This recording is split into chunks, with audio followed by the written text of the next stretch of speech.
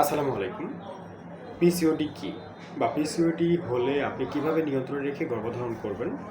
তো পিসিওডি হলো নারীদের একটি হরমোনজনিত সমস্যা যেখানে ডিম্বাশয়ের ছোট, ছোট আপনার সিস্ট তৈরি হয় বা ফোঁটা তৈরি হয় এবং ওভ্যুলেশন ঠিকভাবে হয় না।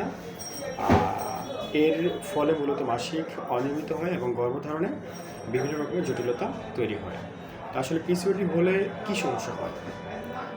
অনিয়মিত পিরিয়ড হতে পারে, ডিম্বাণু ঠিকমতো পরিপক্ক না হতে পারে, হরমোনের ভারসাম্য নষ্ট হতে পারে, ওজনটা বেড়ে যেতে পারে।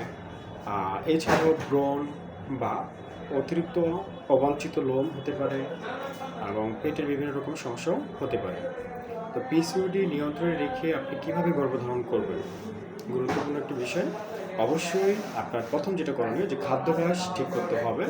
অর্থাৎ আপনার দৈনন্দিন জীবনে আপনার লাইফস্টাইল পরিবর্তন করতে হবে। অর্থাৎ আপনার অতিরিক্ত শর্করাযুক্ত খাবার, যে কার্বোহাইড্রেটযুক্ত যে খাবারগুলো আছে যেমন চাল, গম, ভুট্টা, চিনি, সয়াবিন তেল এই জাতীয় খাবারগুলো একেবারে কমিয়ে দিতে হবে।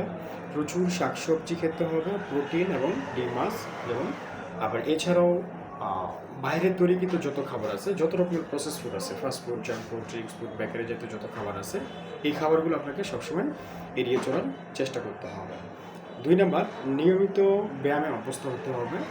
অর্থাৎ আপনার বর্তমান বয়স, ওজন, উচ্চতা এবং আপনার সমস্যাগুলো অনুসারে যে ব্যায়ামগুলো প্রয়োজন, এই ব্যায়ামগুলো কন্টিনিউ করতে হবে। ৩ নাম্বার, ওজনটা নিয়ন্ত্রণে রাখতে হবে, খুবই গুরুত্বপূর্ণ। এবং ৪ নাম্বার, ওভ্যুলেশন মনিটরিং করতে হবে। আর প্রয়োজন হলে অবশ্যই আপনাকে মেডিসিন নিতে হবে। যদি দেখতেছেন যে দীর্ঘদিন আপনার কনসেপ্ট ঘটছে না, অবশ্যই আপনার চিকিৎসার প্রয়োজন আছে। কিন্তু তার পাশাপাশি অবশ্যই সঠিক লাইফস্টাইল মেনটেন করতে হবে এবং নিয়মিত ব্যায়াম করতে হবে।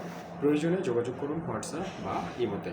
আমি বলে রাখি, অবাঞ্ছিত ফোন দেওয়া হতে বা অবাঞ্ছিত প্রশ্ন করা হতে বা অবাঞ্ছিত নক করা হতে দয়া করে বিরত থাকুন। ভালো থাকবেন। আসসালামু আলাইকুম।